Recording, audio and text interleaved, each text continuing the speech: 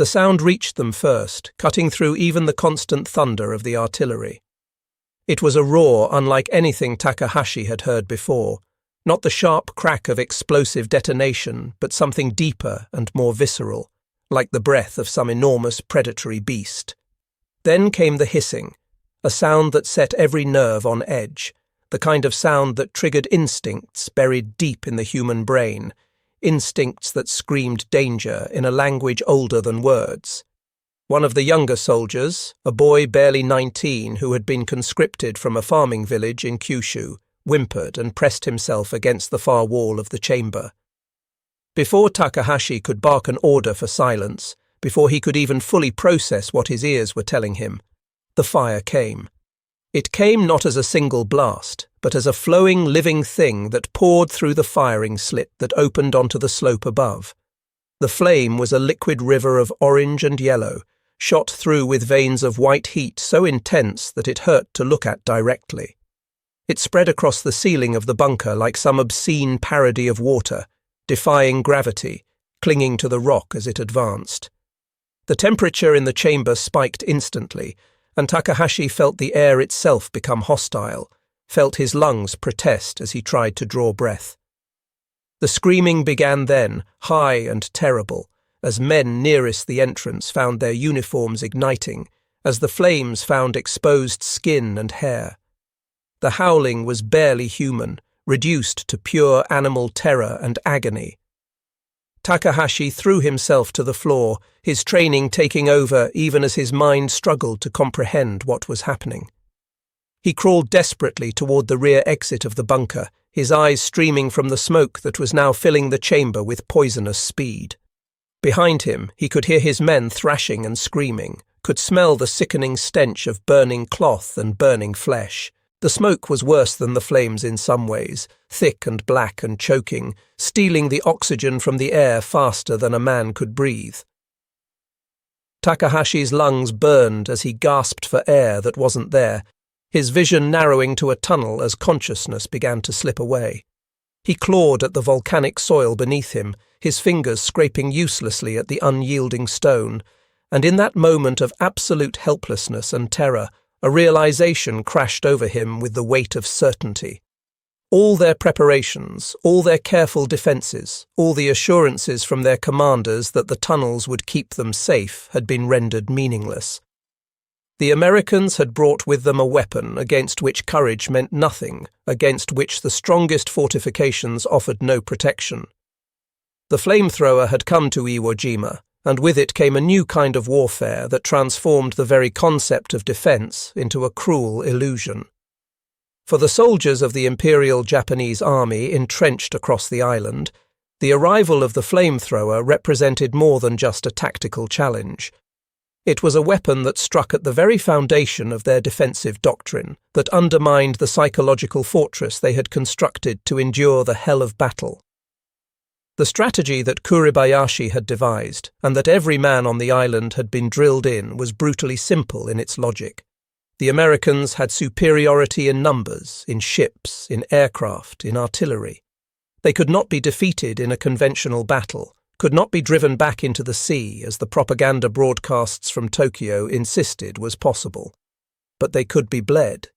They could be made to pay such a terrible price for every foot of ground that the American public would lose its will to continue. The tunnels and bunkers and caves were the means to this end. From these positions, Japanese soldiers could survive bombardments that would annihilate men caught in the open.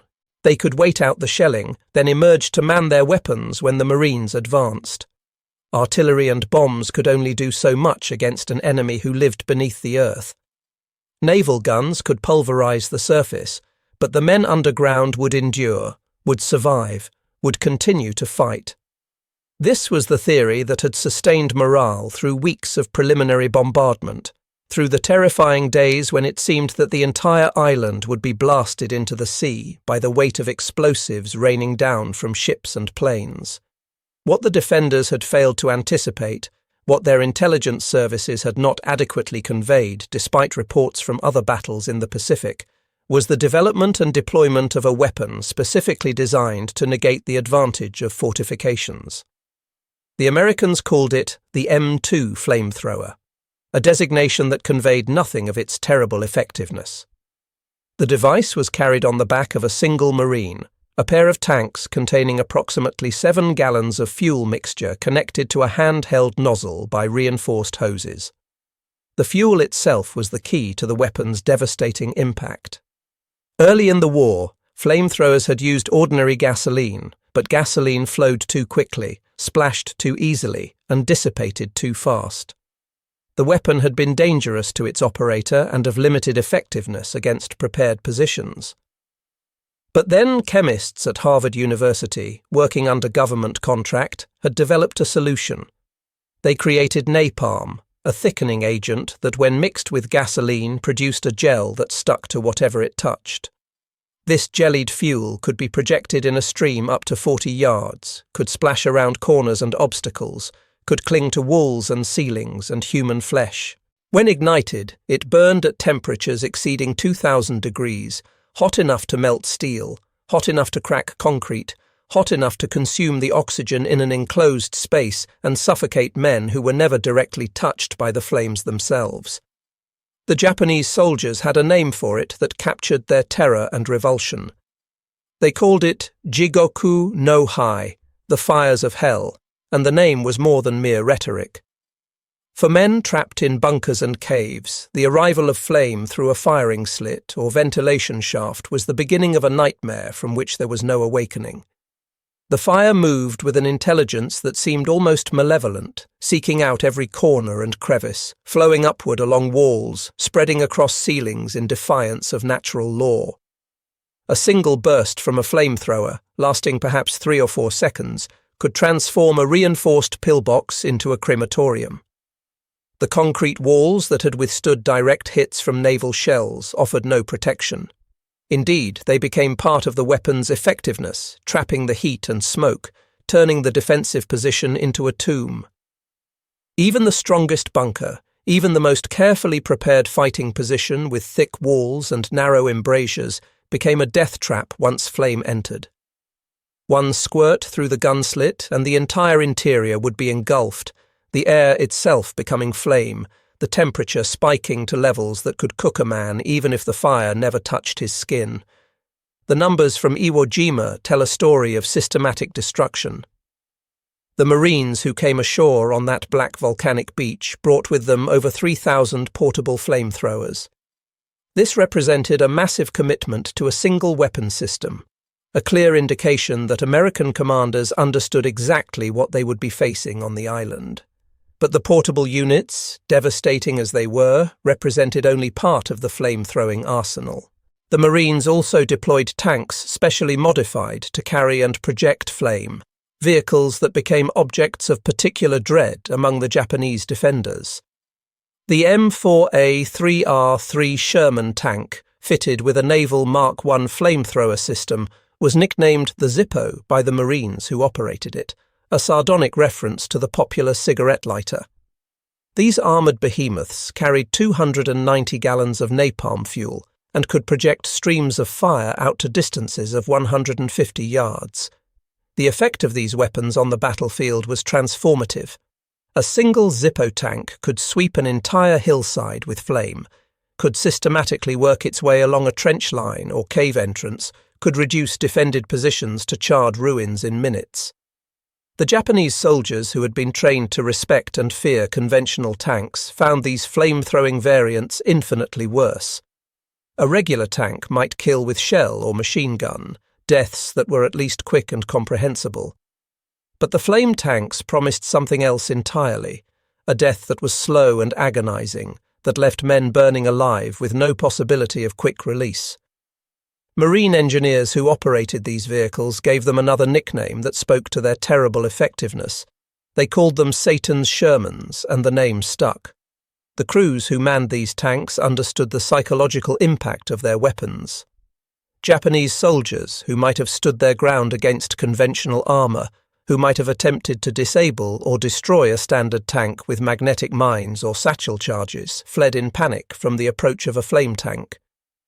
The mere rumour that such a vehicle was approaching a defensive sector could cause entire units to abandon their positions, to retreat deeper into the tunnel networks in desperate search of safety that often did not exist. One aspect of the flamethrowers' deployment on Iwo Jima that has received less attention in historical accounts but which represented a crucial innovation was the widespread use of napalm fuel. This was among the first battles in the Pacific War where napalm was employed on such a massive scale in ground combat.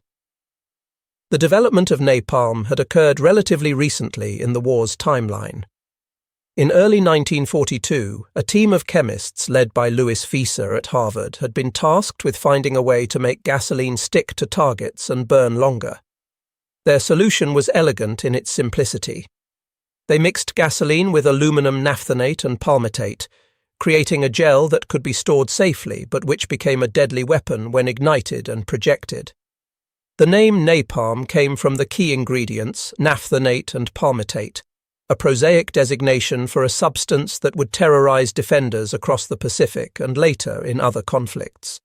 The tactical advantage of napalm over ordinary gasoline was immediately apparent to anyone who witnessed its use. Regular gasoline, when used in early war flamethrowers, would splash and flow like water, often running harmlessly past defended positions or dissipating before it could inflict significant damage. Worse, it posed a serious danger to the operator, as a broken fuel line or ruptured tank could instantly engulf the flamethrower operator in burning liquid. Napalm solved these problems with ruthless efficiency. The gel form meant that the fuel could be projected in a cohesive stream, could be directed with precision against specific targets. When it struck a surface, it adhered, clinging with terrible persistence. Water could not extinguish it. Attempts to brush it off only spread the burning gel to new areas. Sand smothered it temporarily, but the gel would reignite as soon as oxygen reached it again. Men who survived flamethrower attacks described watching their comrades stagger from bunkers with napalm still burning on their uniforms and skin, the flames impossible to extinguish, the victims sometimes remaining alive and conscious for minutes of unbearable agony before shock and blood loss finally brought release.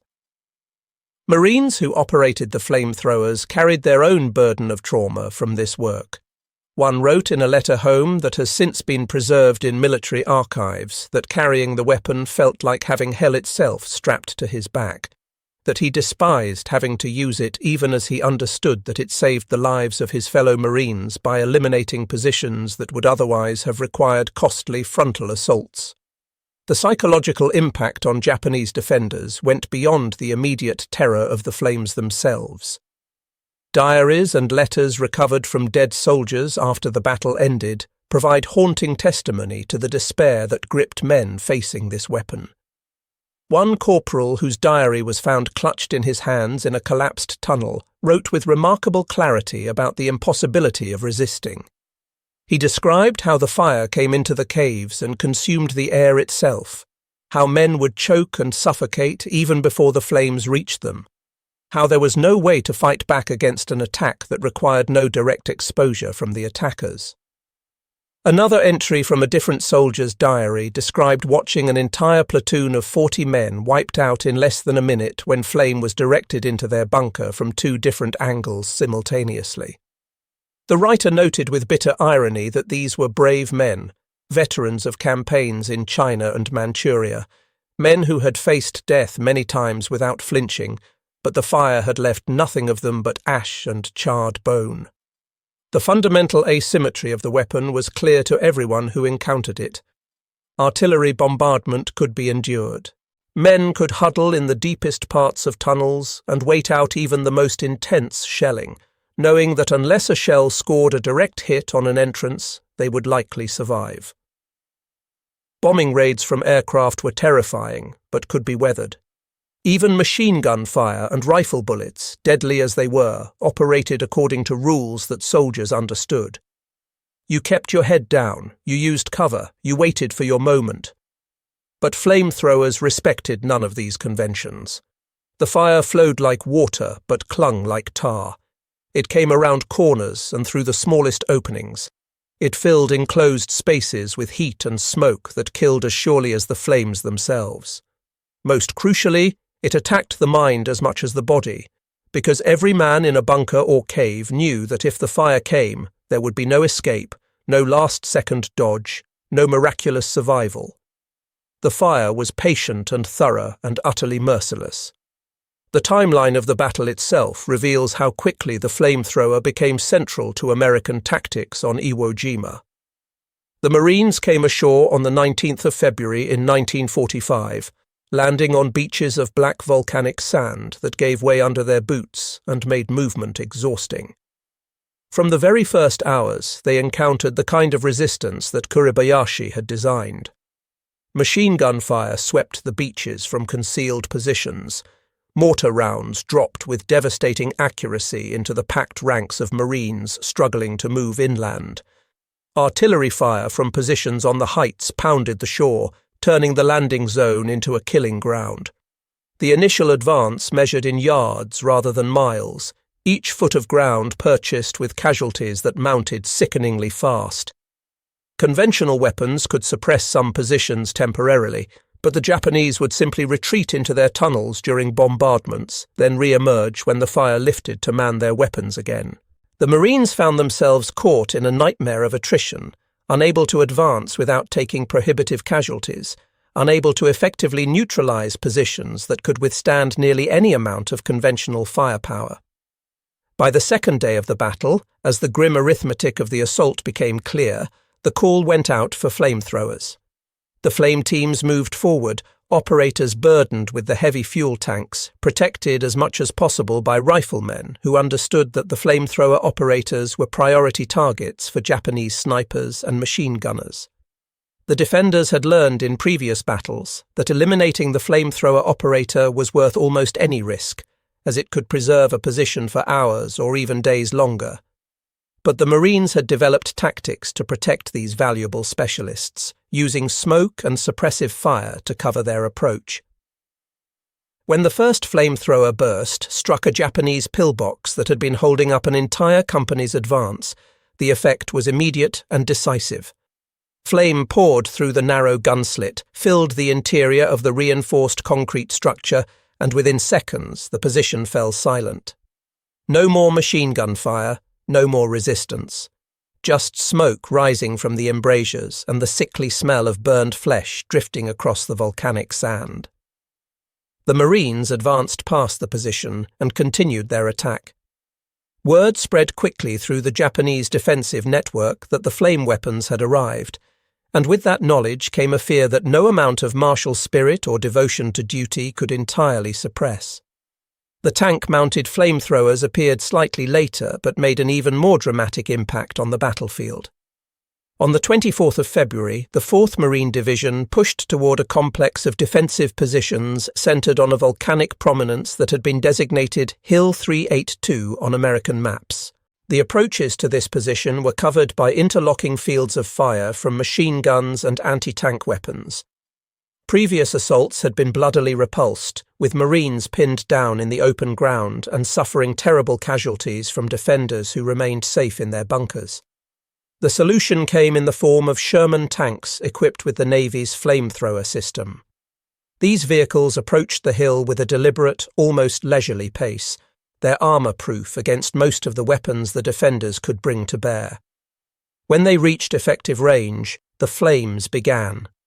Long arcing streams of burning napalm swept across the face of the hill, probing into cave entrances, washing over the concrete facades of pillboxes, reaching into spaces that conventional weapons could never touch.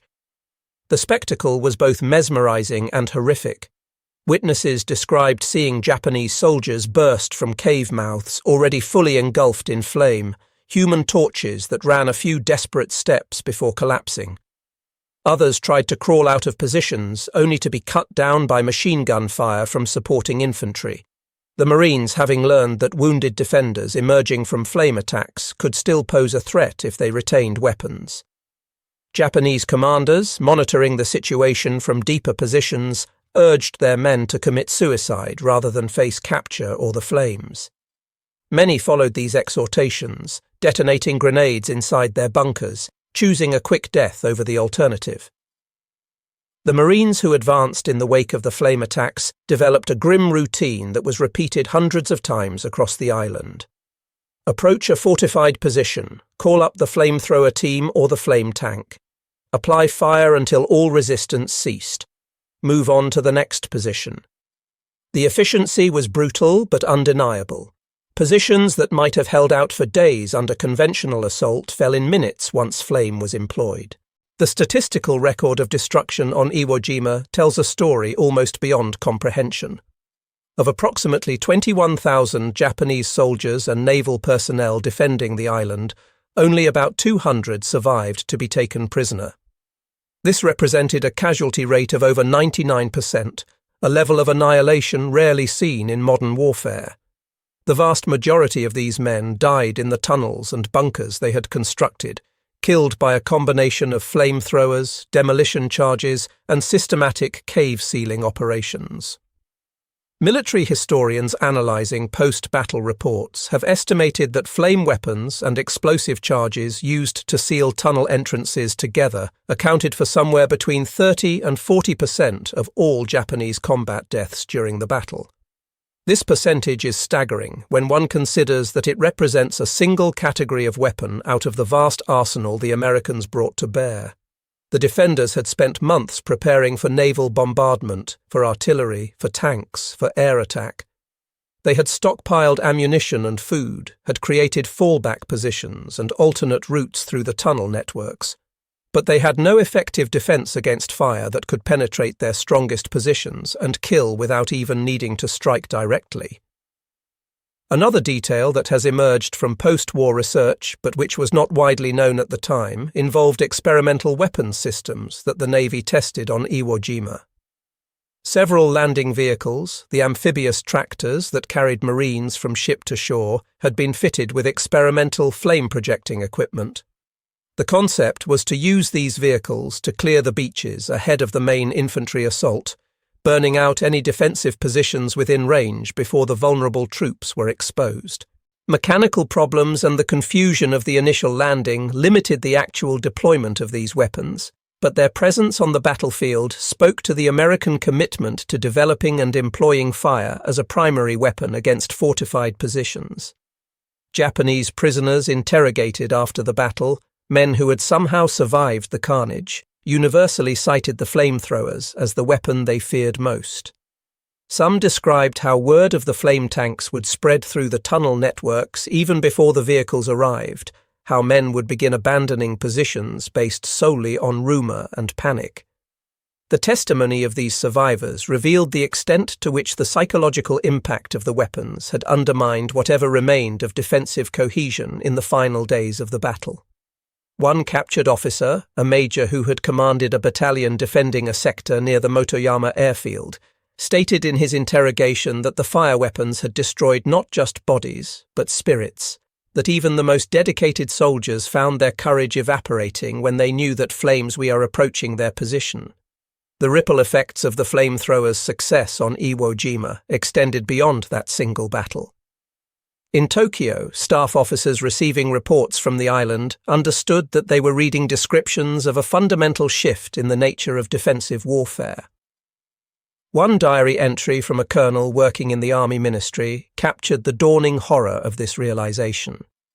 He wrote that the Americans had brought fire into the earth itself, that there was no longer any safety in fortification, that the entire strategy of defense in depth that Japan had relied on to slow the American advance had been rendered obsolete. The implications for subsequent battles were obvious and terrifying. At Okinawa, which would be assaulted just weeks after Iwo Jima fell, Japanese defenders incorporated lessons learned from the Iwo Jima disaster. They dug secondary and tertiary exits from caves, hoping that multiple escape routes might allow them to flee when flamethrowers appeared. They attempted to create positions with better ventilation, though this often conflicted with the need to make bunkers resistant to conventional weapons. Some commanders stockpiled water, operating under the misconception that it might somehow extinguish napalm fires, only to discover through bitter experience that it did not experience that water was useless against jellied fuel. None of these measures proved effective. The flamethrower teams came to Okinawa as they had come to Iwo Jima, and the results were largely the same. The weapon's effectiveness did not blind American forces to its moral and practical costs. Marines who operated flamethrowers faced dangers that went beyond the obvious risk of carrying highly flammable fuel into combat. Enemy snipers and machine gunners had learned to target flamethrower operators as a matter of priority, understanding that eliminating these men could preserve defensive positions and buy crucial time. The distinctive silhouette created by the fuel tanks on an operator's back made these Marines easy to identify even at distance. Casualties among flamethrower teams were proportionally higher than among regular infantry, and yet there was never a shortage of volunteers. The men understood what was being asked of them, and they accepted it because they had seen firsthand how many lives the weapon saved, how many futile and bloody frontal assaults could be avoided by the judicious application of flame. Tank crews operating the Sherman Zippos faced their own unique hazards. The flame projector equipment made the tanks more vulnerable to enemy fire than standard Shermans, as the fuel tanks and projection apparatus provided additional weak points that could be exploited. Japanese artillery and anti-tank teams learned to focus on these vehicles, understanding that destroying a flame tank eliminated one of the most devastating weapons in the American arsenal. The crews accepted these risks with the same fatalistic courage as their infantry counterparts, knowing that their contribution to the battle could mean the difference between victory and slaughter. Yet despite the tactical necessity and the lives saved, many of the men who employed flamethrowers carried psychological scars from the work. Letters and memoirs written by veterans decades after the war reveal a recurring pattern of troubled conscience, of men who understood intellectually that they had done what was necessary, but who were haunted nevertheless by memories of burning men, of screams that echoed from bunkers, of the smell that accompanied the use of the weapon. One Marine wrote in his memoir published in the 1980s that he could still smell napalm when he closed his eyes at night, that the odour of burning fuel and burning flesh had somehow become permanently etched into his memory, that there were times when he would wake from nightmares, seeing again the figures that had stumbled from caves wreathed in flame. The moral dimension of the weapon was not lost on senior commanders either. General Holland Smith, who commanded the Marine forces during the battle, made a statement after the island was secured that was both blunt and revealing. He said without any qualification that without flamethrowers the Marines could not have taken Iwo Jima, or at minimum could not have taken it without casualties that would have been unacceptable even by the grim standards of Pacific War combat.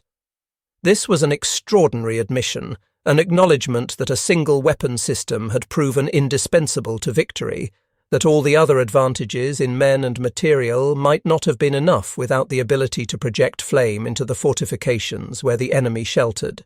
For the Japanese survivors, those few who lived through the battle and the subsequent years of imprisonment, the legacy of the flamethrower was one of profound psychological trauma that went beyond even the physical wounds many carried. In post-war interviews conducted by researchers and historians, these men consistently described a sense of betrayal by the very earth that was supposed to protect them. They had believed absolutely in the invincibility of their underground fortifications, had been told by engineers and commanders that the tunnels could withstand anything the Americans might throw at them. The careful construction, the reinforced positions, the stockpiled supplies were all meant to create an impregnable defense that would allow them to fight for months if necessary. When the fire came, all of that careful preparation revealed itself as illusion. The tunnels became tombs, the bunkers became ovens, and the stone walls that were supposed to stop shells became the very means of their destruction by trapping heat and smoke. One soldier whose testimony was recorded in the 1960s, a man who had been severely burned but survived when his cave partially collapsed and allowed him to escape into the open, described the moment when he understood that there was no hope. He said the fire was like a demon with intelligence, that it moved as if it were hunting them, that it found every corner and every hiding place. He wrote in his statement that the fire ate stone in the sense that it penetrated stone, ate air by consuming oxygen, and ate men by burning them alive or suffocating them. For a culture and military tradition that placed enormous emphasis on spiritual endurance, on the power of will to overcome material disadvantage, the flamethrower represented an enemy against which no amount of courage or determination mattered. Chemistry and industrial capacity had created a weapon that rendered traditional martial virtues meaningless. The industrial dimension of the flamethrower's deployment points to one of the fundamental asymmetries that characterized the Pacific War. By 1945, American factories were operating at a level of productivity that Japan could not hope to match. The production of flamethrowers and napalm fuel represented just one small fraction of the vast output of weapons and munitions, but even in this single category the disparity was crushing. American plants were turning out tens of thousands of flamethrower units and producing millions of gallons of napalm fuel. The weapon had moved from experimental status to standard issue, with Marine divisions expecting to have flamethrowers as a routine part of their tactical arsenal. Meanwhile, Japan's industrial base, battered by bombing raids and strangled by naval blockade, was struggling to produce even basic small arms ammunition and replacement parts for existing equipment. Japanese soldiers on Iwo Jima faced not only superior numbers, but weapons systems that represented technological and industrial capabilities that their own nation simply could not match. This extended to every aspect of warfare on the island. American artillery could fire hundreds of thousands of rounds because the ammunition existed in seemingly unlimited supply. Marine infantry could call in air support from carriers offshore, strikes that arrived with devastating accuracy and overwhelming force. And when conventional weapons failed to reduce a position, the flamethrowers came, weapons whose very existence depended on a chemical industry capable of producing specialized fuels in enormous quantity. The battle ground on for 36 days of continuous combat, a period that saw some of the most intense fighting in the entire Pacific campaign. By the time the island was declared secure in late March, nearly 7,000 American Marines and sailors had been killed, and over twice that number wounded. The cost was staggering, a price paid in young lives that shocked even a nation grown accustomed to casualty lists from years of global war. But the Japanese losses were almost total.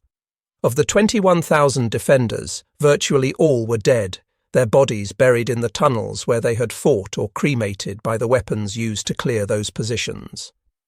The handful of prisoners taken were mostly men too badly wounded to resist or who had been knocked unconscious and captured before they could take their own lives. In the final accounting, the battle for Iwo Jima stood as one of the bloodiest per square mile in the history of warfare. Among the surviving Japanese, both those few captured on the island and those who learned of the battle's details afterward, the memory that burned deepest was not of the shells or the bombs or the machine guns. It was the memory of fire, of flames that turned stone fortresses into death traps, of a weapon that had shattered their last illusions about the possibility of effective defense. Post-war interrogations of officers who had served on the island or who had received reports from it yielded consistent testimony. They spoke of how the flamethrower had destroyed morale even among units that had not yet directly encountered it, how the mere knowledge that such a weapon existed and was being deployed systematically against defensive positions had undermined the psychological foundation of resistance. On that 23rd day of February, while the battle still raged across the island, a group of Marines fought their way to the summit of Mount Suribachi and raised an American flag in what would become one of the most iconic images of the entire war. Photographers captured the moment, and within hours the image was being transmitted around the world, a symbol of American determination and eventual victory. But beneath that summit, in the tunnels and chambers that honeycombed the volcanic mountain, other Marines were still at work with their flamethrowers. The defenders who remained in those depths, cut off and isolated, with no hope of relief or escape, continued to resist with the desperate ferocity of men who knew they were already dead. The flamethrower teams methodically cleared position after position, cave after cave, tunnel after tunnel. For the Japanese soldiers trapped in that underground darkness, there was no symbolic moment of triumph, no flag raising to mark the end of their struggle. There was only the roar as fuel ignited, the rush of heat as flame filled their chambers, and the choking smoke that stole away consciousness and life. The underground became a charnel house, a maze of death where the fire-hunted men who had believed stone would protect them. In the final analysis, the Japanese command had planned for a battle of endurance and attrition. They had believed that by transforming Iwo Jima into a fortress, by creating defences so deep and so complex that they could not be easily reduced, they could exact a price in American blood that would force a reconsideration of the entire strategy of island hopping toward Japan itself. The plan was not without merit in its conception. The fortifications were indeed formidable, the defensive positions well sited and mutually supporting, the soldiers defending them prepared to die to the last man. What the planners had not adequately accounted for was the possibility that the Americans would develop and deploy a weapon that specifically targeted the strength of the defense, that turned the very fortifications into liabilities. The flamethrower proved to be exactly that weapon, a tool that combined terror and efficiency in equal measure, that exploited the enclosed nature of bunkers and tunnels to multiply its lethality. It was more than just another item in the arsenal, more than just one weapon among many. It represented the application of industrial chemistry to the problems of siege warfare, the creation of a substance and delivery system that could penetrate defences that were impervious to conventional munitions. The psychological dimension of the weapon cannot be overstated. Modern military doctrine recognizes that breaking an enemy's will to fight is often as important as destroying his physical capacity to resist. The flamethrower accomplished both objectives simultaneously. It killed with terrible efficiency, but it also induced a level of terror that could cause men to abandon positions before the weapon even arrived, to surrender or flee rather than face the flames. For the soldiers of the Imperial Japanese Army who experienced the hell of Iwo Jima, who watched their carefully constructed defences rendered meaningless by streams of jellied flame, the lesson was bitter beyond words. No wall was thick enough to stop the fire from finding a way in. No tunnel was deep enough to escape the heat and smoke that preceded the flames themselves. No amount of courage or devotion to duty could overcome the simple physical reality that a man cannot breathe superheated air, cannot survive in an atmosphere stripped of oxygen, cannot escape from a sealed chamber filling with fire. The weapon had proven that modern industrial warfare had entered a new phase, one in which technology could create tools of destruction that rendered traditional notions of defense obsolete. American fire, napalm fire projected from tanks and carried on the backs of Marines, had become a weapon against which there truly was no escape, no defense, no hope. The earth that was supposed to shelter the defenders had instead become their grave, and the fire had been the instrument of that transformation. The survivors carried that knowledge forward, carried the memory of what had been done to their comrades and what might have been done to them if fortune had placed them in different positions. It was a memory that would haunt Japanese military thinking for years to come, a recognition that the next war, if it ever came, would be fought with weapons that made the flamethrower seem almost primitive by comparison, weapons against which there might be no shelter at all.